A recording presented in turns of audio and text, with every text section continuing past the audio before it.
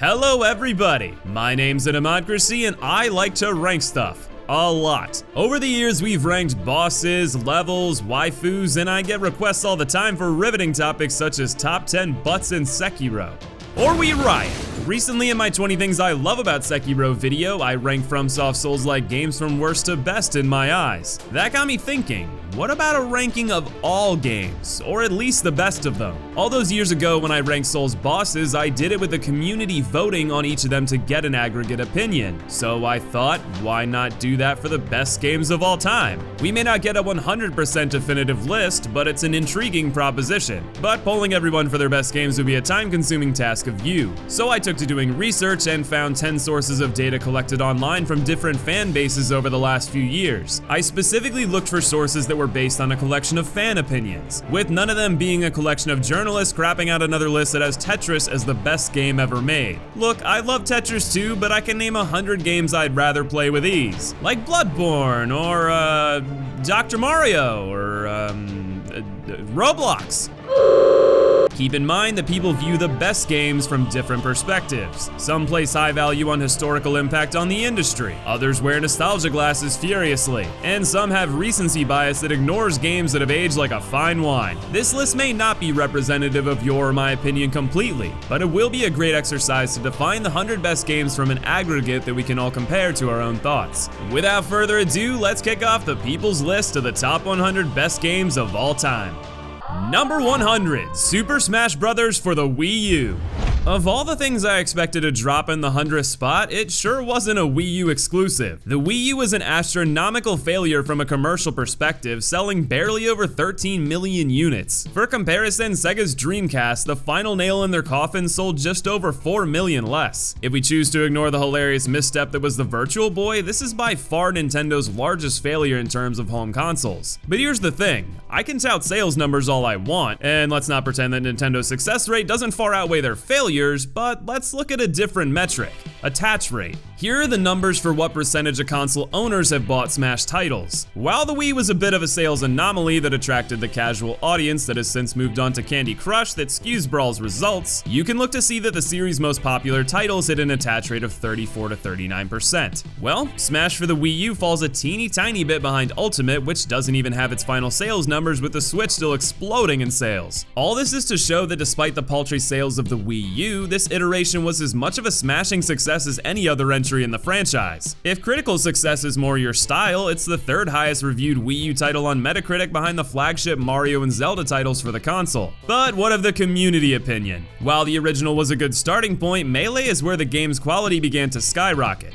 Though the competitive community may not appreciate it, Brawl was a worthwhile entry in the franchise to many a dedicated fan. The Wii U title found a happy middle ground as a successor to both that had more characters than ever before, both old and new, an 8-player mode, a true shift to HD, a quality of life change to the mechanics, new stages, items, assist trophies, and even Pokemon. It's all far more than I could ever detail in a single segment of a video, but it brought advancement and new life to the franchise that was needed for it to evolve, all while maintaining everything longtime fans loved about the franchise. Even if the Ultimate Smash has its home on Switch, I would argue the game wouldn't exist without its immediate predecessor. Much of the groundwork was laid by this version, and you can bet that if Nintendo wasn't willing to knock it out of the park with Ultimate, we would have seen a port of this fantastic title. And though it may eventually fall into obscurity as a result of the Wii U's commercial floundering and the success of Ultimate and the Switch, it earns well-deserved recognition on our list for the individual quality and success in arguably Nintendo's most critical climate of all time.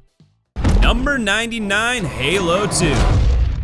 Boo. Say what you will about the diversity of Microsoft's exclusives, but there's a reason Halo, Gears, Forza exists as a meme. Regardless of how you feel about what Bungie has gone on to do with Destiny and how 343 has handled the evolution of the franchise, the original Halo trilogy was the thing that landed Microsoft on the map in terms of gaming. Master Chief is iconic in the same way as Sonic for Sega or Mario for Nintendo. You'd be hard-pressed to find a gamer who wouldn't at least recognize the Spartan. And if you think the attach rate of games like Smash are a good example of a gold standard, then Halo is right in the same league with over 35% of Xbox owners owning Halo 2. Other than the original Halo's 27%, the next closest is Fable with 12.5%. So what was it about Halo that drew in an unparalleled crowd of Xbox gamers? Well, being able to massacre randos online while bunny hopping like a super soldier over to their corpse for a leisurely teabag with a shout of "This is how your mom sucked my donger last night" was pretty great. Unless you were rocking SOCOM on the PlayStation 2, Halo 2 was the pioneer of online gaming. I'll never forget the first time I played it at a friend's house in 2004 and got sliced down by an energy sword in the first 10 seconds and proceeded to get called a little baby bitch. My god, those were the days. But if the revolutionary multiplayer wasn't up your alley, Halo's 2 campaign is one of the finest ever done in a first-person shooter. The sci-fi setting crafted by Bungie is first class. The opportunity to step into the shoes of the Covenant added a lot to the world building, while Master Chief still reigns supreme as a flagship hero for humanity. Rather than being a flat bridge, the game's narrative is a crescendo that flies full speed toward the conclusion of the trilogy, and the cliffhanger it ends on is a legendary cock tease. And from a gameplay perspective, the game still blends top-shelf enemy AI set in sprawling levels that are conquered both with expertly crafted gunplay and vehicle segments. The difficulty settings added a lot of replayability, and you could even jump in with a buddy in co-op. Whether or not Halo 2 is the peak of the franchise is up for debate, but when compared to gaming as a whole, the quality of the memorable campaign and multiplayer is just enough to land it within the top 100. Number 98, Xenoblade Chronicles. A JRPG from a studio that is founded by one of the primary minds behind classics like Final Fantasy VI and Xenogears is gonna turn some heads. Released to universal acclaim from JRPG fans and critics alike, the game was celebrated for breaking the recent shackles of linearity in the genre compared to titles like Final Fantasy XIII. This was ever more important as the game allowed you to explore its beautifully crafted world full of secrets, side quests, and NPCs. It featured a well-paced narrative, which is all the more impressive considering the narrative pushes well beyond the 50-hour mark. Throughout the narrative's build, you're progressively exploring the expansive world as the game's lauded combat system grows on you. Over that time, you become accustomed to using your talents and party strategically as you balance issuing commands in real time. The only large criticism levied against the game is its archaic graphics, but unfortunately that was the limitation of releasing such an ambitious title on the Wii. Despite that hindrance, its undeniable charm led to success far beyond what Monolith Soft and Nintendo had anticipated. Its protagonist Shulk has gone on to be featured in Super Smash Bros. Titles, and the series has received a spiritual successor and sequel on the Switch. If you've never played the game for yourself and are hungry for a new world to sink your teeth into, you can't go wrong with Xenoblade Chronicles. Number 97, Dark Souls 3. Hand it over, that thing, your dark soul. The game that undeniably was the springboard that launched my channel on the trajectory it's at today. If you want to hear my thoughts in great detail, check out my 10 Things I Love and Hate Dark Souls 3 video. But I'm happy to give an abridged version beyond my own opinions. After the astronomical success of Dark Souls, its director Hidetaka Miyazaki began working on Bloodborne, while the infamously named B-Team within FromSoft Studio released a sequel in Dark Souls 2. While the game delivered plenty of what fans hoped to see in a sequel, it remains divisive to this day amongst fans of the franchise as a worthy successor to Dark Souls. After his work on Bloodborne, Miyazaki shifted his sights to directing a conclusion to his flagship title with Dark Souls 3. In many ways, the game is a love letter to the franchise that pays homage to its finest moments. From moments like exploring the peak of Anor Londo, to slashing through Goliath with a sword that creates blasts of wind, to fighting fabled warriors that fell into the clutches of darkness, to broing out with Andre anytime you needed someone to smack your sword into shape, all the way to a final boss that is an amalgamation of player and lore tropes that the series is famous for. If you were disappointed with Dark Souls 2, you were likely grinning from ear to ear during your time with the game. And if you were content or even loved Dark Souls 2, you were getting more of a franchise that you love with arguably a higher level of polish.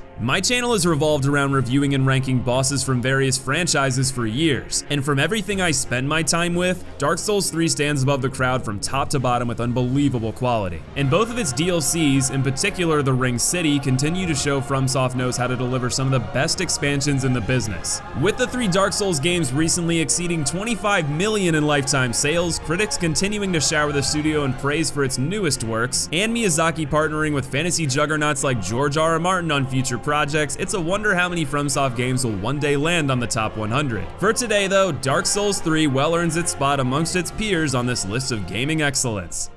Number 96, Star Wars Battlefront 2. You know, EA, it's not just how hard you ham-fist pay-to-win microtransactions down our throats that makes players upset. Well, it's definitely that. But it's also how painful it is that you hold one of the most beloved franchises in media hostage and release spiritual successors that can hardly hold a shred of the quality of their decade-and-a-half-old predecessors. If by chance you've never played the Battlefront games of old, take the billing over Halo 2 as an indicator of how exemplary this shooter is. In fact, after the studio shuttered its doors, many of the developers flocked to 343 Studios to work on Halo 4. Though I guess depending on where you stand with that game will determine whether or not that's a compliment. And sure, it might hold more weight with the Star Wars property, but it stands well on its own as a magnificent shooter that does true justice to what it represents. It has a narrative that spans through a stormtrooper's time in both the Republic and Empire, and an in-depth multiplayer component divided in the same format. Whether you're fighting as the Rebel Alliance, Confederacy, Galactic Empire, or Republic, you'll find different classes to play in a massive war that fights for territory to claim victory during iconic battles in the franchise. Each of the factions has a few base classes and unique unlockable classes that have more beef to them, and then there's the ability to play heroes as a bonus for scoring kills and completing objectives. Mixing it all together led to timeless experiences with friends or even solo as you fought against bots, something that has sadly fallen out of style in the modern era. A true reimagining of this game with someone else at the helm would be a dream, but even with this age, putting your boots on the ground in the infantry of a Battlefront 2 faction will always be a true joy.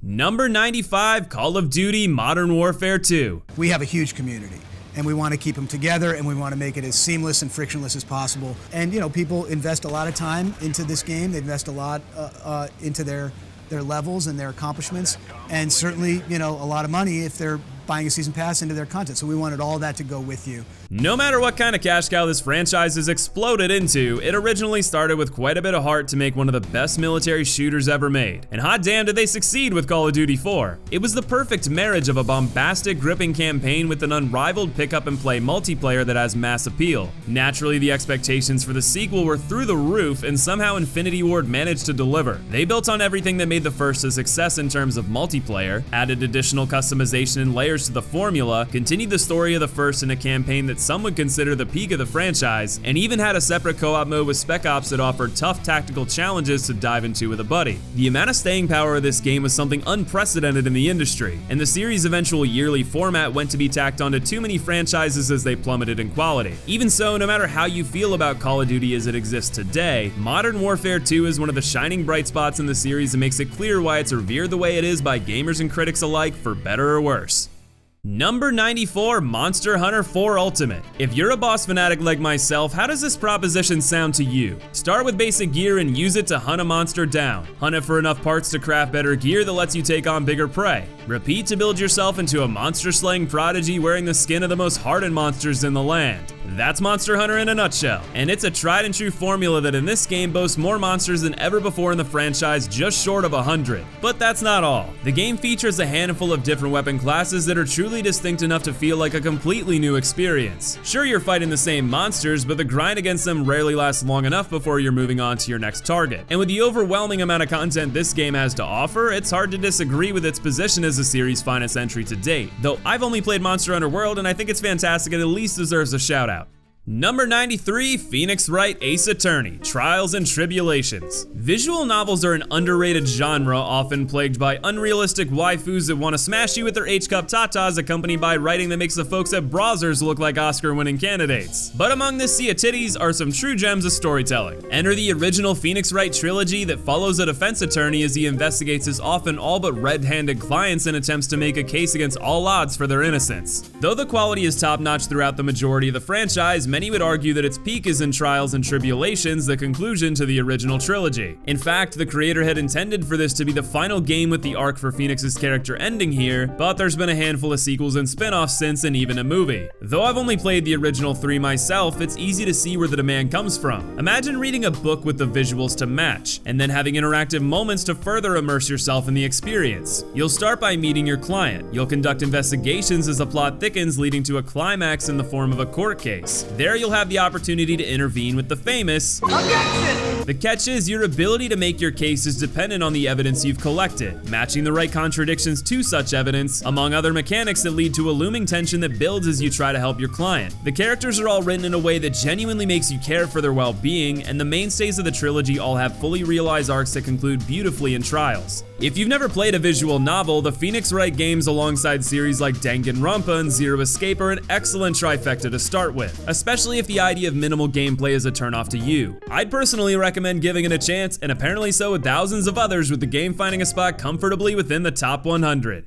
Number 92, Mother 3. The significance of this game making the list should not be understated. While not necessarily undeserving, it's a bit of a miracle when you consider the game's tumultuous history. I would bet that 9 out of the 10 people who voted the Wii U Smash onto today's list have never played a Mother game despite being familiar with NES and Lucas. This is because with the exclusion of Earthbound, a North American release of Mother 2 in 1995 on the Super Nintendo, the series saw no releases outside of Japan. That is until the original was finally released on the Wii U in 2015. But what of Mother 3? After moderate success in Japan with the first 2 titles, series director Shigesato Itoi announced Mother 3, a fully 3D game set for release on the 64 Double D. And no, I'm not talking about the size of Guinevere's bra. I'm sorry, this video has been very tit joke heavy. I'm talking about the Nintendo 64 disk drive. Never heard of it? I can't blame you, considering the 64 Double D was a flop to rival the Virtual Boy and promptly fell out of existence like a fart in the wind. Meanwhile, Mother 3 entered development hell thanks both to the 64 Double D's failure and overly ambitious ideas from Itoi. The project went on for a decade before finally seeing a release on the Game Boy Advance in 2006. For context on the technological advancements of the time, both the 3DS and Xbox 360 were released before the game, and the PS3 and Wii launched the same year. Oh yeah, and it only saw a Japanese release and has never been localized to this day. And yet the rabid fan base of this franchise would not be deterred. The Earthbound community drafted a full 270-page anthology of fan art showing Nintendo their passion for the series, practically begging for them to release the games worldwide. But it still never happened for Mother 3. So fans took it upon themselves and translated the game, and over 100,000 people downloaded it within the first week. I realize this was an incredibly long tangent, but all of this is to indicate that in the face of its challenges, cult status, and neglect from Nintendo, it stands tall enough to crack the top 100. That's an incredible feat worthy of praise. But how about the game itself? It's everything you'd expect from a quality RPG. There's an overworld full of rich NPCs, items, and enemies, and a party of characters you come to love over the course of the game's deceptively dark narrative. It features a turn-based battle system with a few unique mechanics, such as HP that depletes over time, allowing for quick twitch actions before death, and combos that reward timely button presses to the beat of background music. I can't personally attest to much outside of that generic description because I've not played the game for myself like so many others. But damn, after reading about the passion its fanbase has, I feel energized to give it a shot. With that in mind, I'm quite happy to see this underdog make its way onto the top 100.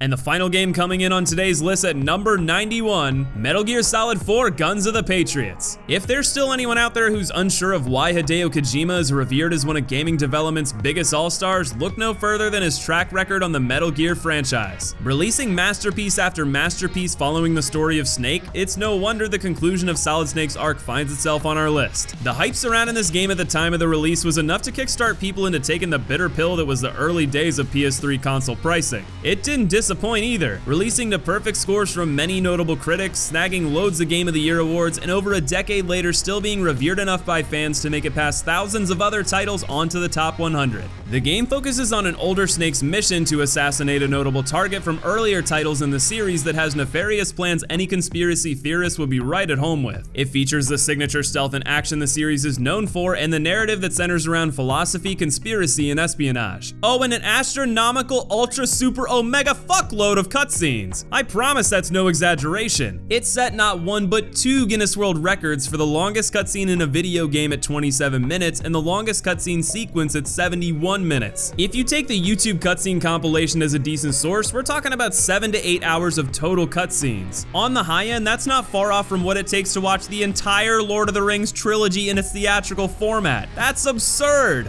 And pretty awesome, seeing as how Kojima stuck to his guns to tell exactly the kind of story he wanted to. Of course, it wouldn't be celebrated the way it is if it wasn't for other features. The gameplay is phenomenal, the graphics were a technical achievement that stood tall above its peers at the birth of the 7th generation, and everything else from sound design to control to mechanical improvements to the aforementioned narrative and the way to the conclusion added up to a juggernaut of a title. It may not be the last time we see Metal Gear Solid on this list, but it's undoubtedly an exemplary example of the type of game that belongs here. But what do you think of today's entries? Are these titles deserving of breaking into the top 100 100 games of all time, or are they getting undue praise? I'm excited to see how your opinions develop as the series continues. With it being something different from what I normally do, be sure to leave a like if you're digging the concept and like the video. And be sure to subscribe as I dole out the rest of the list over summer, along with a new series I'll be launching in a few days. With that, I want to thank you for watching today, much love to you, and I'll see you in the next video.